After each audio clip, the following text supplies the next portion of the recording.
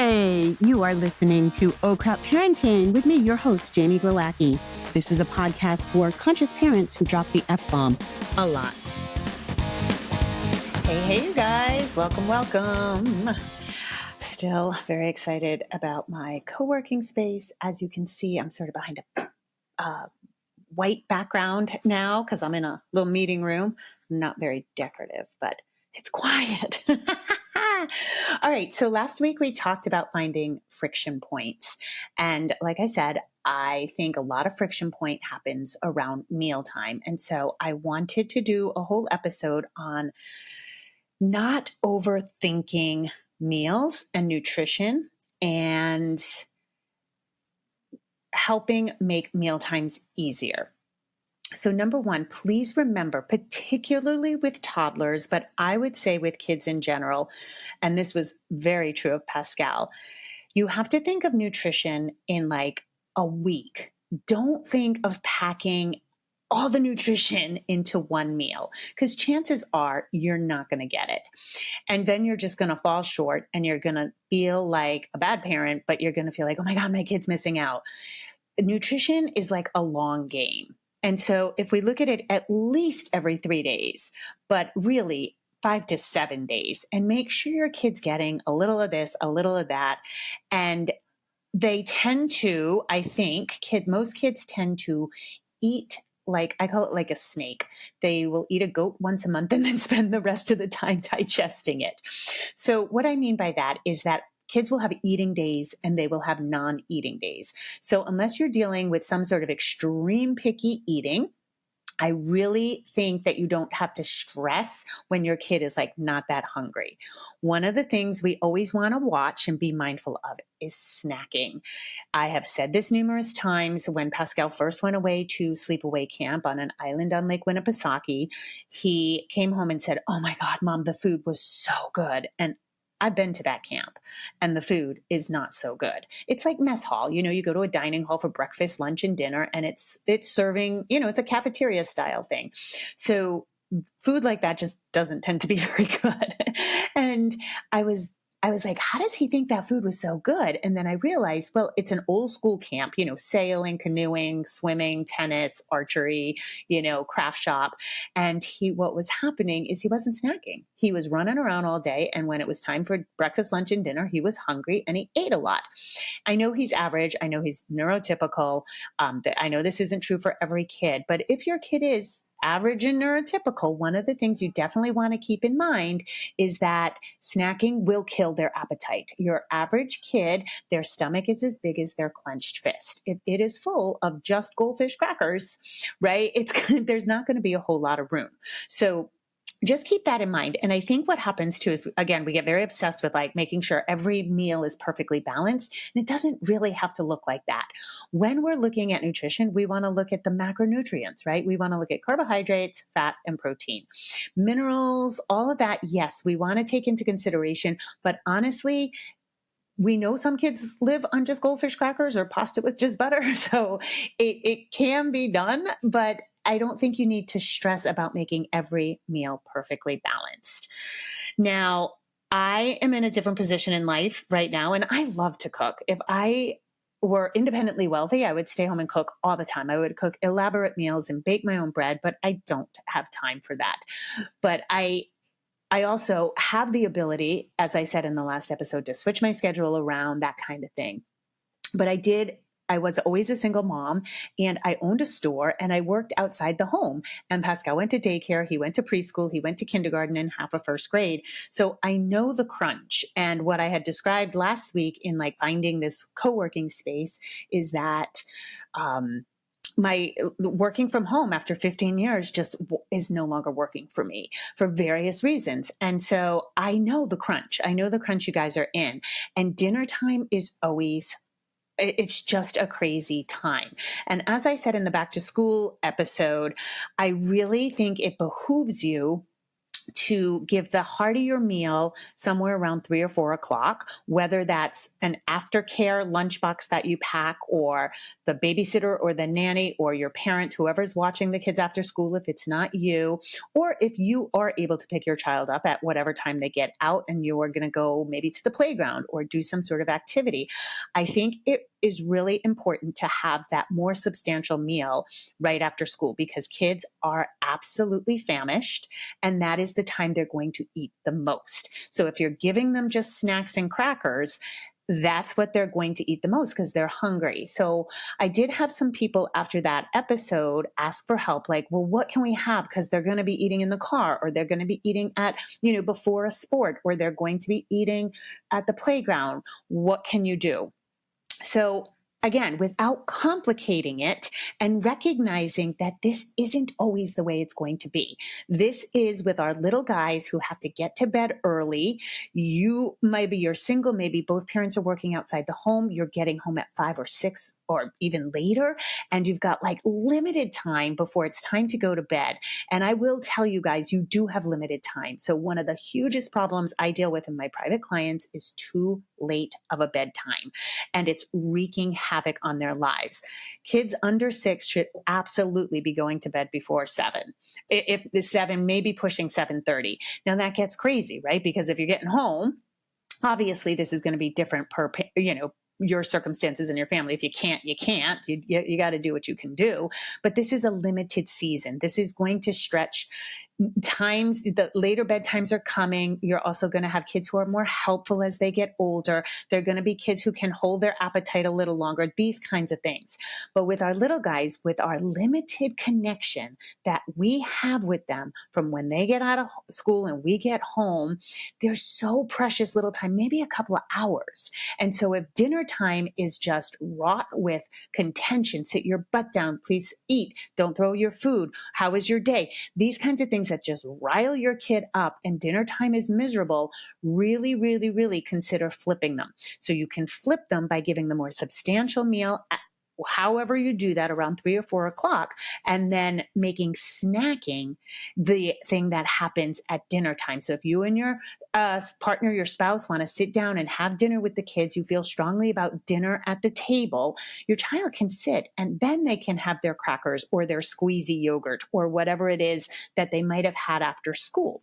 And that way you have a pleasurable dining experience. Your children still learn manners. They still learn the core, societal thing of like family dinner. We sit and we reconnect through food. They can do that without a lot of contention. Now, this goes for making food easier at that 3 to 4 zone and how to do that. But this also goes for just in general. In general, if you only have a couple of hours with your kids, do you want to spend it cooking? Right? And spending a lot of time cooking. Now, if you have a family that loves to cook and you want to be in the kitchen with your kids and it's a pleasurable experience and you're talking, having conversation, and it's fun and connective and everybody's enjoying it, rock on. That is wonderful and ideal. But also, kids typically need some roughhousing. They need stories. They need to decompress right before bed and tell you all about their day, right? So we want to build in that time for them to really connect with you, because otherwise, they're just going to go to bed hungry for your love. And when they're hungry for love and attention, that's where we see all the crazy behaviors. So number 1, please don't underestimate the beauty and amazement of the rotisserie chicken. So these are the chicken in a bag that you can pick up at any market. Are they organic, pasture raised, and cooked without questionable spices? No, they're not usually, but they are a lifesaver. And I'm bringing this up because before I found this co-working space, I have been crunched for time. I don't mean this in a callous way, but I didn't, of course, anticipate my mom dying, and that took a month out. I did not anticipate, I had planned 2 trips, one to Crater Lake with my sister in Oregon and one at the end of the month to Italy with Pascal and his friend. So that takes a lot of planning that I didn't do when my mom passed. So like, it's just, I'm just super crunched for time, and I'm not complaining because I know these are luxuries, and I'm thrilled to be able to do these trips. But I was like, oh my God, like I'm so crunched for time trying, I want to make sure that I have podcasts stacked up and all my social and all my clients taken care of. And so I'd say in the last 2 weeks, I have gone through 5 or 6 rotisserie chickens. I buy them 2 at a time. I get them home. I take them off the bone while they're still warm, strip them down. And then you have like shredded chicken meat that is so versatile. You can chop it and bulk up a salad. You can serve it as a roast chicken dinner with sides. Just throw a vegetable and a starch if you would like. You can make sandwiches. You can make chicken salad sandwich. I make an amazing chicken salad with guacamole. I buy those little guacamole mini cups. I throw that in with some salsa and some Greek yogurt, and I have like a awesome a chicken salad with a good healthy fat in it. So you can also just tear it apart and use dipping sauces. My favorite dipping sauces are Primal Kitchen. They have ranch, they have Caesar, they have like a balsamic. They have a couple of barbecue sauces, and they're made with avocado oil. So I super love them. And you could just do that and have dipping sauces. And then you got protein. Boom, right there, your kid's protein. And these pack really well. You can pack them in those little bento boxes. I use a brand called Packet, but you can find them on Amazon. I call them purse coolers. So if you Google purse coolers, they'll be in there. And one of the things is they're frozen. They're like a what do I want to say? It's got like the gel packs, but it's sewn in. You just throw the whole thing in the freezer, and then you can put whatever you want in them, and they fit in your purse. They fit in your carry-on. I always travel with like burger patties or chicken breast when I'm traveling, because if I get stuck in an airport, I know whatever I get is going to be under protein. So I just take some protein out of my purse. I know I'm strange. So I just think that is one of the key things. As far as other proteins, definitely get yourself either an Instant Pot or a crock pot. I call my crock pot my wife because you can put something in the crock pot low and slow in the morning when you leave the house. And then when you come home, hot food is waiting for you. And it is amazing, especially in the fall and winter months. The best thing about crock pots too is that if you're not familiar with cooking a lot of different cuts of meat, meat is really expensive right now. You guys know I buy a cow at a time, but when I'm in the market, I see the prices. I'm like, holy cow, meat is really expensive. But you can get the cheaper cuts like, brisket's not a cheap cut anymore, but you can get chuck roast, you can get cheaper cuts, and then low and slow is the way to make them tender. And so they're just amazing. And that way that's all done. You don't have to worry about that. And then you can just, again, use a vegetable and a starch. It doesn't have to be complicated. The U.S. dietary guidelines came out in 1980. I know it feels like food nutrition has been well established, but it hasn't. We're actually in the heyday of it. And those guidelines came out in 1980. So I was born in 1968. So I had a full 12 years of nobody saying what you should or shouldn't eat. There was no social media. There was no contention about this. And literally dinner every night was a protein, a vegetable, and a starch. And that's what I grew up on. And it was totally fine. So again, don't overcomplicate it. And if your child doesn't love the meal, I always had a backup meal for Pascal. He loved grilled chicken. He liked peas and carrots, and he liked mashed potatoes. And I always had that in the fridge so that if I made something that he didn't love, I had that backup meal. I didn't feel like I was making a whole nother meal. I felt happy with that meal. And so you want to be cautious because, again, you have such limited time. This is how people get backed into corners with picky eating. I know picky eating can take extreme turns. I'm not talking about that. I'm talking about the regular picky eating that your average toddler goes through. They may be adverse to certain flavors, certain vegetable flavors. They just may not want what you are offering. And we don't want that time to be contentious. Again, give them a meal you approve of that they like. So for, again, Pascal, that was grilled chicken, peas and carrots, and mashed potatoes. And I was like, that's fine. Let's see what else. Charcuterie plates. Like, I know charcuterie is all the rage, but really think of kids' charcuterie plates. And this could be a little bit of yogurt, some berries, some vegetables, raw vegetables with dipping sauce. I've told you before in my picky eating episode, shredded carrots for some reason are very non-threatening to a lot of kids. So just get you some bagged shredded carrots. And they can dip them I have these cute little pinch bowls. They were like a Black Friday deal. They're so cute. They just hold like maybe a tablespoon or so, and you can get little dishes. Kids love that, like the variety, the novelty. So that's something you can do. And think plain. Kids, a lot of times, if you are cook, a lot of ethnic dishes or dishes, particularly your family that have strong flavors and your child's been raised on them, I think that's fantastic. But if they like plain food, that's fine too. If they just like chicken, let them just dip it in the sauce and be done with it. Primal Kitchen also makes a sugar-free ketchup, which I think is fantastic. A lot of the sugar-free ketchups have fake sugar in them, but this one has no sugar in it. So it's pretty great. Dinner for breakfast, scrambled eggs, hard-boiled eggs, all of these things. And again, if you're packing this to go, you can get those purse coolers, or I keep a cooler in the car in the summertime. I have a medium-sized good cooler, and I keep it in the trunk, and it's always got ice in it or ice packs, and just throw stuff in there because I never know where I'm going to end up in the summer. I might go paddleboarding. I might go climb a mountain. I might go to my friend's house. So that's something you can do too, is get some sort of little cooler and just stack it in the morning, have it ready to go so that whoever's picking up the kids or wherever you end up, it's available to you. The charcuterie plate can be really anything, couple of crackers, some deli meat if you want. And I highly, highly advise you in this season of life to take advantage of all the packaged, shredded carrots in a bag, baby carrots in a bag, chopped salad, rotisserie chicken, like cut fruit. I know the cut fruit tends to be more expensive, but if you can swing it, I want to give you a soft permission to take easy routes to the harder path. So the easy route is just giving your kids whatever prepackaged, not thinking about it. The easy route that is the harder path is like solid nutrition, but taking advantage of those things in the grocery store that help you out a little bit. The other thing I wanted to talk about is how I used to prep meals. When I was working outside the home, it was Monday through Saturday, 9 to 5. I owned a store. I had to be there. Even though I had a couple of employees, I had to be almost on call, waiting to go in. So it was very, very challenging. One thing I did, this isn't mealtime, but this could be a friction point for you, is Sunday night was laundry night, and I cut our clothes down. I made sure we had very limited options, like 7 outfits, 7 pairs of underwear.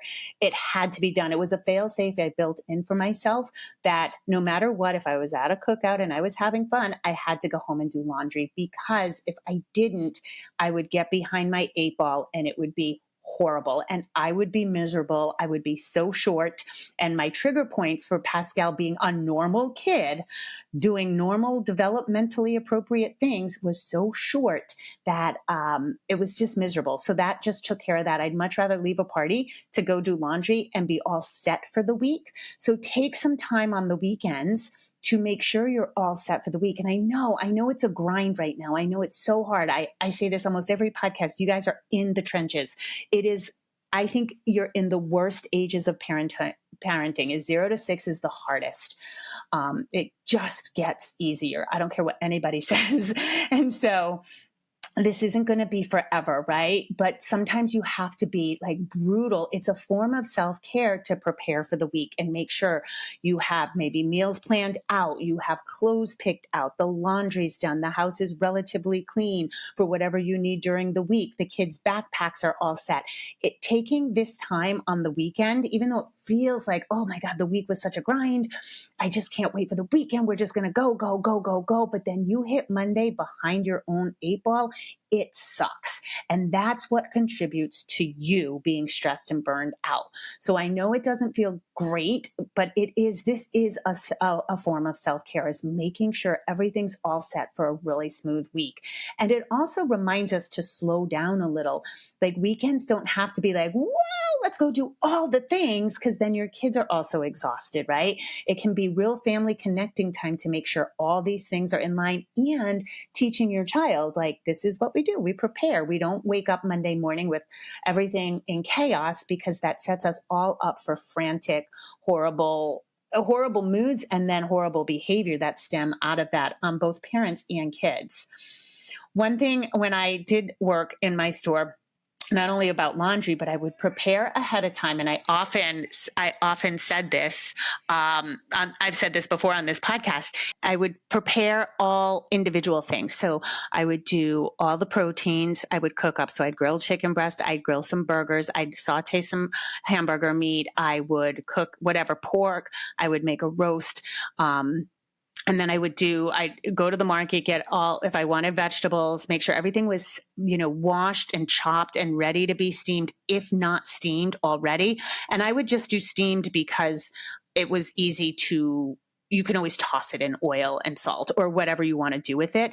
And then I would do starches. I would do rice. I don't eat beans anymore, but I would do beans. I would do potatoes. I would cube and boil potatoes. So then I could do home fries. I could do mashed potatoes, anything like that. So everything was there. And then meal times just was like reheating things. And that worked really well for us. So that's something you could do too. I know meal prepping is not easy as a parent, and most people hate to meal prep. So I wouldn't look at like entire meals, but I would look at like, okay, just get everything set so I can throw these together in various ways. And I think that is super helpful as well. And then the last thing I wanted to say is canning. I wanted to spend a little time talking about canning because I just can't figure out how people aren't canning. And there is a little entry point. You do have to get a canner and you do have to get the supplies, but canning is so great. So I pressure can. When you pressure can things, they have a 5 to 10 year shelf life. So that's pretty amazing in and of itself. And what I do is, sometimes I'm canning, like I get the suet from my butcher when I get my cow. And so I'll can like a year's worth of beef tallow because that's a great cooking fat and it's shelf stable for so long. But the best thing that I have happened upon, I used to think you did like canning on a Sunday afternoon. You'd can a bunch of stuff in particular. What I learned is I got a digital pressure canner. I'll link that in the show notes. It's called the Presto Digital Pressure Canner. You can't just do regular canning if you're canning meat. It has to be pressure cooked because of the acidity. So you can raw pack. So you can get chicken or a roast and you can raw pack it, pressure can it, the pressure cooks it, and you're all done. And then you can have stew meat or roast and it's in a can and you just heat it up and it's delicious and hot and nutritious and great. But one thing I do too now that it took me a while to kind of figure this system out is when we have leftovers, I can them one at a time. I keep them in the fridge every few days. And then at the end of the week, you can different things. The timing is based on the jar size. So if you have all pints, it doesn't really matter what it is. You still pressure can it. So this is great because Pascal is not a picky eater at all, but he doesn't like leftovers. Like he won't eat the same meal several nights in a row. And he doesn't even really like to eat it 2 nights in a row. So he likes variety. And he's picky about his bacon. His bacon has to be like just so, and he doesn't like it crispy. And cooking bacon like that is like waiting for an avocado to ripen. It's like ripe for like 30 seconds.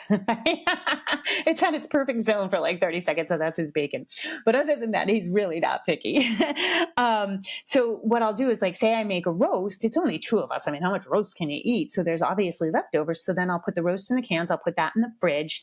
And then the next night we might have, I don't know, some sort of chicken dish. And if there's leftovers, I put that in the can. And so then I accumulate enough cans, usually need about 6 in the pressure canner. And then I can those up and now I have stores. And let me tell you, on our days where we are, say, snowboarding all day or hunting all day, whatever, like we're out all day, go to the beach all day, like coming home, maybe not the beach because I don't love like, we like grill burgers or something after the beach, but especially in the fall and winter, like just opening a can, putting it out and, heating it up. And then you have this like crazy good meal. You can can potatoes, you can them raw, and then you can also cut them up like French fries. And then you have just stuff ready to go. And every time I do it, I'm like, oh my God, people don't understand. This is the original fast food, but it's also, like I said, it's a real good way, like with the low and slow on the crock pot.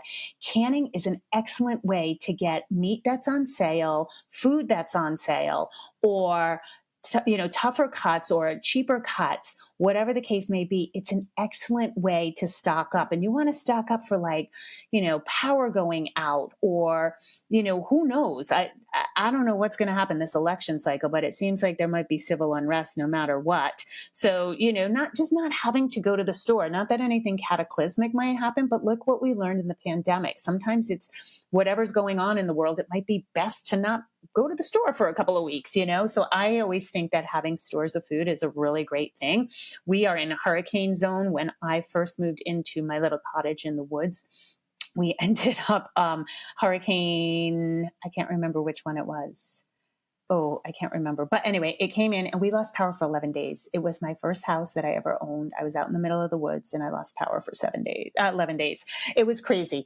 So in those cases, like having food ready to go is so important. So that is my way of making mealtime easier. Again, please just don't complicate it. It doesn't have to be extensive recipes. And if I often work with clients who one spouse or another loves to cook, and they're like, oh, my husband loves to cook. He comes home and he takes 2 hours to make dinner. Maybe this isn't the season for that. I think that's wonderful. And again, if everybody's happy, healthy, connected, your evenings are just lovely, don't just ignore me, do your thing. But also if it's not working, think outside the box. Like I said, the last episode, figure out where that friction point is. Is it the cooking? Is it too late? Is it taking too much time? Are the kids too hungry? What's the friction point? Because you can work with that once you really nail down the friction point. And the friction point is never your child.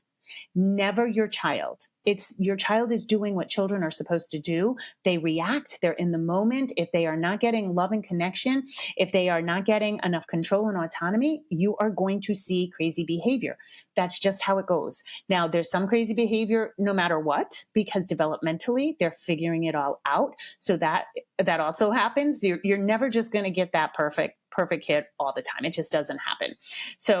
But finding those friction points, and we have to dispel with the notion that the friction point is actually the child. There are so many things that lead up to a child's behavior, and we have to remember that. So it's your job to figure that out. It's not just your job to figure out necessarily what's happening just for your child, because a lot of people do that. They're trying to interpret the behavior, which I love, that is important. But oftentimes you can interpret the behavior, but it's what happens many, many hours before, if not days.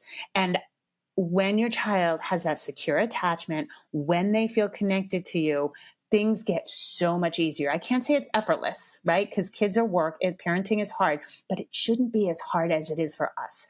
And I'm going to keep beating this drum, because every parent I work with, every mistake they're making, or all the help they need with parenting, be it parenting, potty training, any issues that come up, it really comes down to time, right? And that's when we go back to like that idea that Pascal had this favorite meal that I would let him have of chicken, peas and carrots and mashed potatoes whenever he didn't like what I was serving. One of the things that happens with your average picky eating is that the kids, you have such limited time that if they're not eating what you made, you feel crunched to give them something. And that's how we start down that path. And so allowing more time, allowing more connection, more curiosity about your kid in those after hours, even though you're toast, right?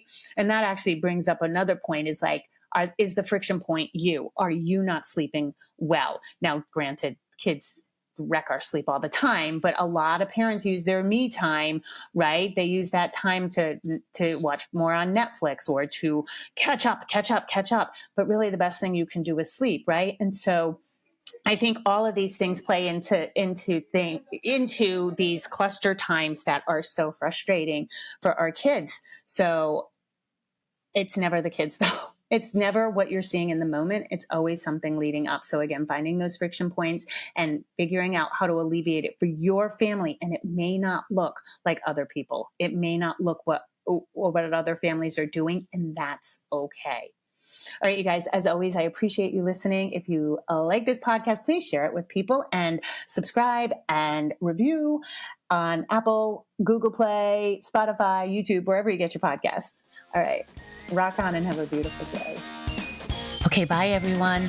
Just a reminder, if you need additional resources, I have Oh Crap Potty Training. I have Oh Crap, I Have a Toddler. Those books are available everywhere you want to find a book. You can also go to my website, jamieglowacki.com, where you can book private sessions with me, buy any of my courses. Those are really geared towards potty training help. And also I'm on Instagram. I'm not on Facebook anymore, and I'm not on Twitter. I'm on Instagram, jamie.glowacki, and I do a lot of lives and usually posting a lot of good information. So those are extra resources for you. And as always, rock on. Have an awesome day.